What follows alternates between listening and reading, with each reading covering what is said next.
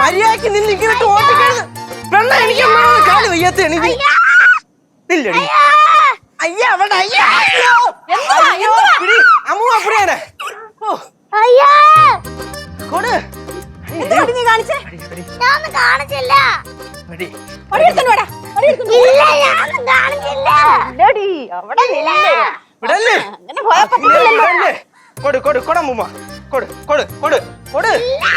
ഞാൻ പിടിച്ചേരാം കൂടെ അതിന്.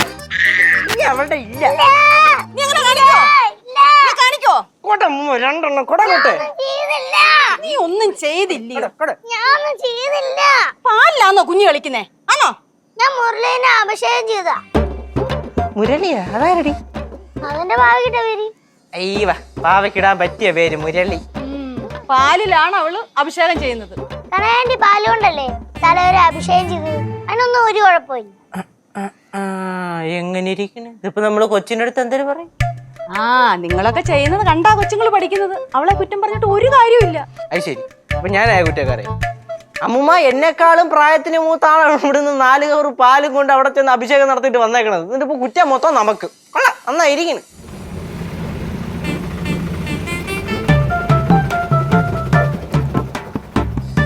ചേച്ചിയാണല്ലോ. മുഖത്ത് നല്ല കടുപ്പമുണ്ട്.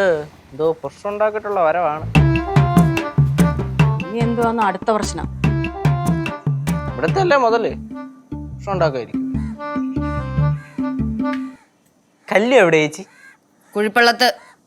എന്തരാണ് അവിടെ പുതിയ പ്രശ്നം? അവിടെ വേറെ പേലയും കുലിയൊന്നും ഇല്ലേ? അപ്പൊ ഞാൻ ഇവിടെ സ്ഥിരം പ്രശ്നം ഉണ്ടാക്കുന്ന ആളാണല്ലേ?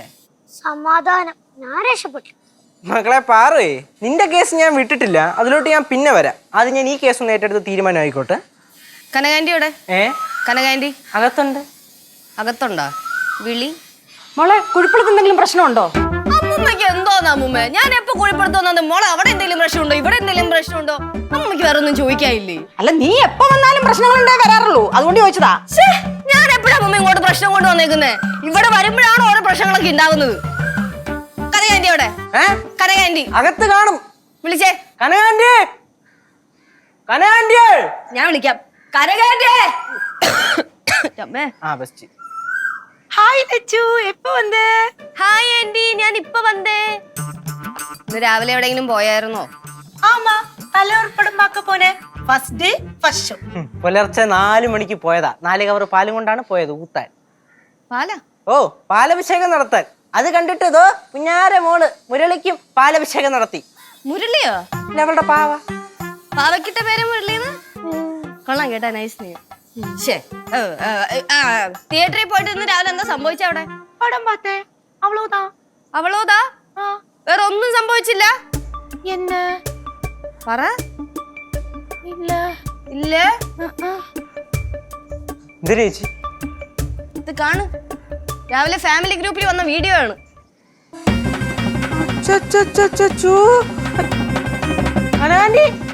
അടിക്കണ? അയ്യോ, അത് വീഡിയോ வந்துச்சா? എന്തുണ്ടായി ആന്റി? அது தலைவர் படத்துல ஃபர்ஸ்ட் டே ஃபர்ஸ்ட் ஷோ பார்க்க போனா ஃபர்ஸ்ட் தலைவரோட இன்ட்ரோ சீன்ல ஒருத்தன் கூவினா. அப்ப எனக்கு கெட்ட கோவமா வந்தது.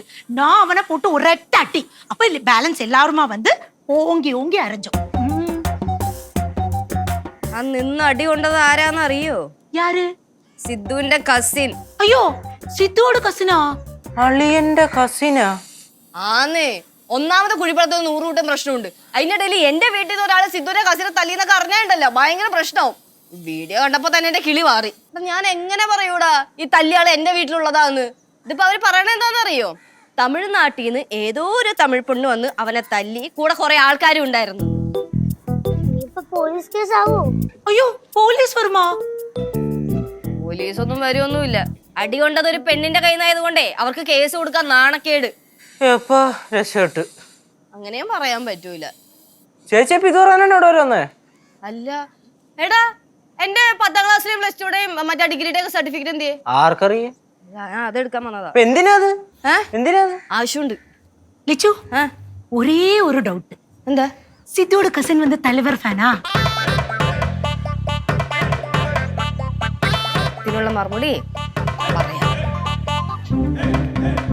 ആ എന്തായാലും രാവിലെ കനാന്റെ കൂടെ ഞാനും കൂടെ തിയേറ്ററിൽ പോയാൽ നന്നായി. പോയിരുന്നെങ്കിൽ ഞാനിവിടെ കയറി തല്ലിയേനെ. പോയത് നന്നായല്ലോ. അതെ.